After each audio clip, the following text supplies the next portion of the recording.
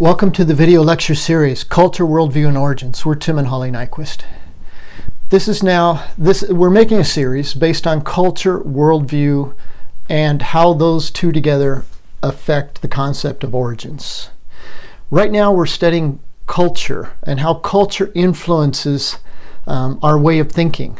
And from my experience only, or personal experience in education and teaching cross-culturally, how being aware of the differences between us makes for more effective communication and comprehension of the students. This is now the fourth lecture set on culture.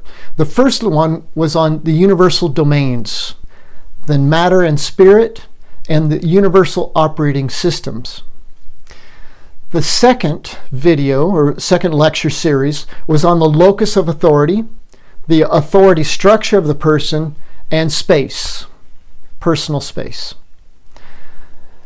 The third video conference series was on time, cognitive processing types, and the type of logic that it produced. Today we're going to be looking at the location of thought. Number 10, location of thought. What does that mean? Well, as a Western tendency, our location of thought is based internally. Because it's auditorily based, we have a processing, it's internal to us. So in other words, our thought processing is based on an internal processor. Internal information. Information is brought in and processed internally. What that gives the Western thinker, which I am more of, is a tendency to be able to think without a context, without an external context. And to be able to think without an external context means to think abstractly, to think abstract. So in other words, I can think about things that don't have a context. I can think about things and ponder things that I have not experienced, that maybe cannot be visualized. That means I can take parts of one thinking, one reading, one area, and maybe build on that something different. Or I can take something different and reduce it down to its base parts and use those base parts in a different way. So that is my type, or a Western type of thinking. It's internally, it's auditory based. It creates the ability to think abstractly and to reduce it down to bites, down to sound bites. In the non-Western way of processing, the tendency is the location of thought is external to the person. Because most of them, or a lot of them, are heavily visual processors, they're processing what's out there, what's visually in front of them, around them, something that they have visually experienced. And so their thought is very concrete and holistic in nature compared to the Western thinking, which is abstract and can be reductionist thinking. Those are two types of thinking processes, which again, taking into consideration your students and what assignments and what kind of topics that you're trying to communicate, are they non-Westerner types that process via a visual-based system, which means they're very concrete. And for them to understand what I'm saying, they have to identify with what I'm saying, and they have to have had kind of a personal experience with it. If I'm teaching math and I am dealing with abstract concepts, the auditory-based Western learner can process that, can work on that.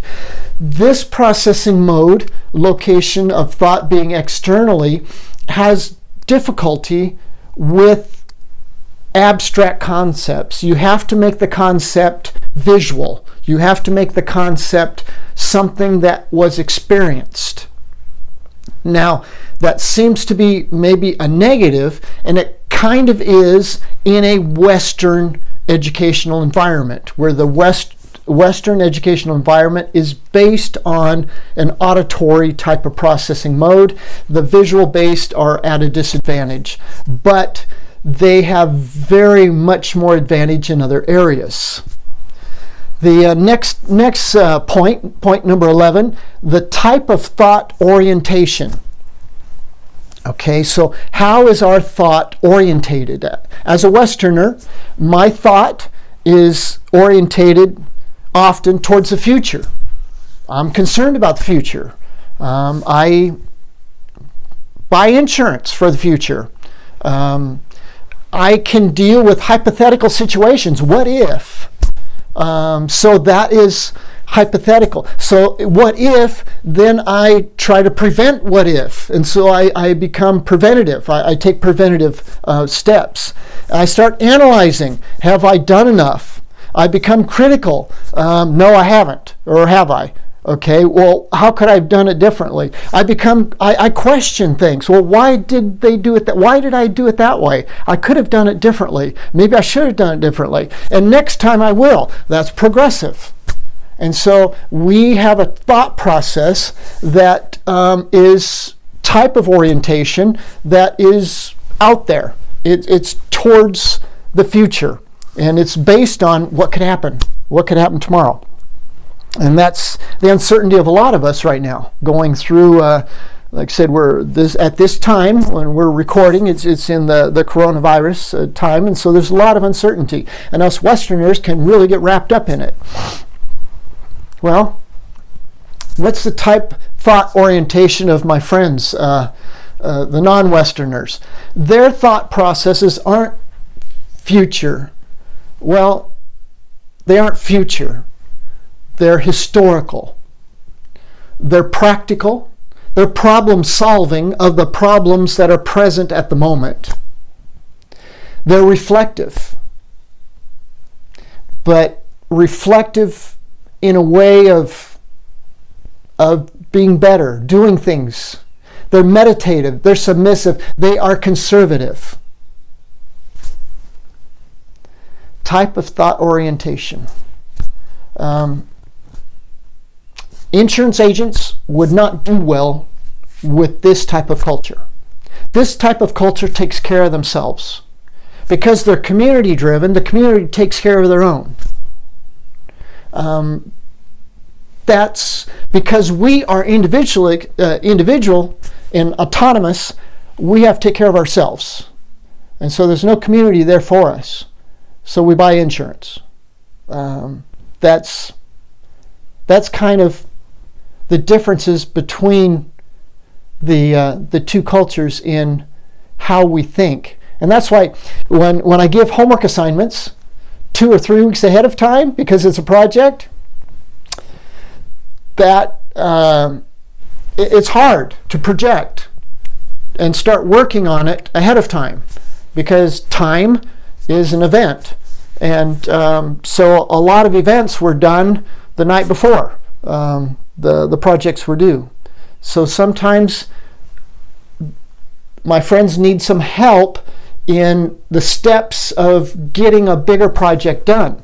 Whereas on this side over here, I'm concerned about future things, and my friends, it doesn't seem to bother them. Now, what I've heard is that some cultures that are this type of thought orientation, they're historical based, and they look at history, and they're looking at history as they back into the future. And so in other words, they don't look into the future, they back into the future with their eyes fixed on what has happened in the past. And that has several applications biblically, which are another interesting facet, which we will hit later on. So now, number 12, product of that kind of thinking, products of it. Western tendency is abstract ideas, always thinking of something new, always trying to develop something that is better and bigger and faster, and develop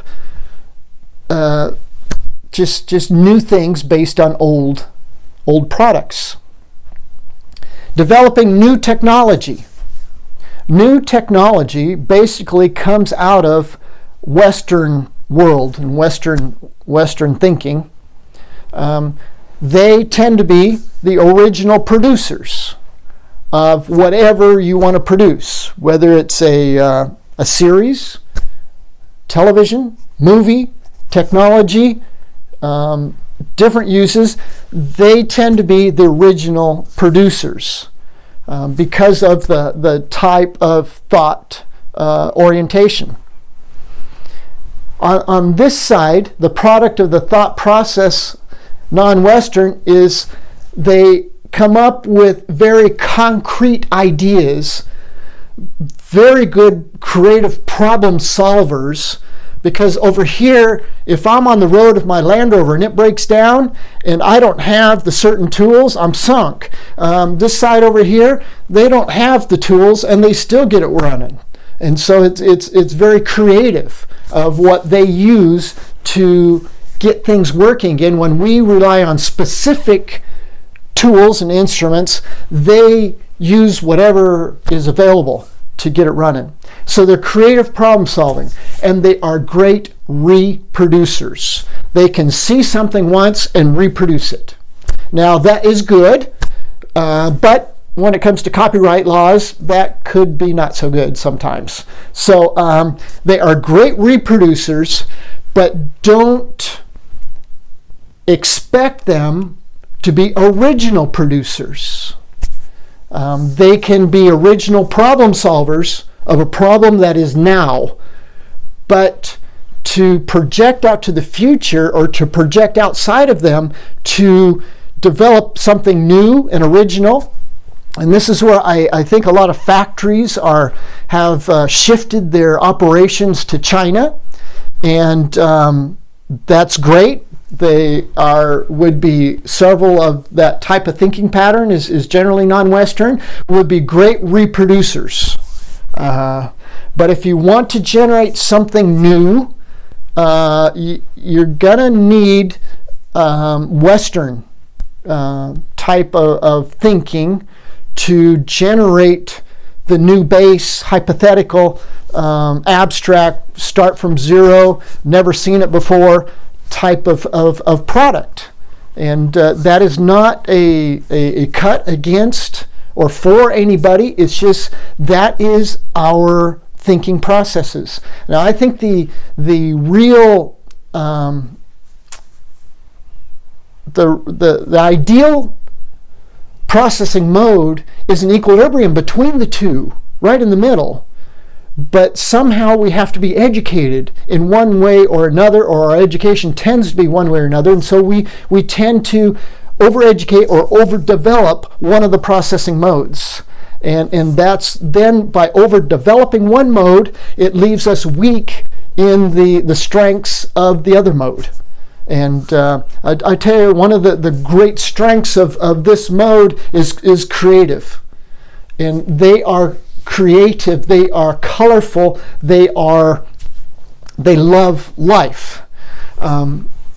My side tends to be more black and white and gray, and it's very focused and maybe not that much fun loving. But anyway, those are the three products for this series, for this lecture series. And again, I thank you for joining me. And the next one, we'll touch the next three. But again, if you'd like to communicate with us, Tim and Holly Nyquist at doubleroadrover.com or at thn.academia@gmail.com.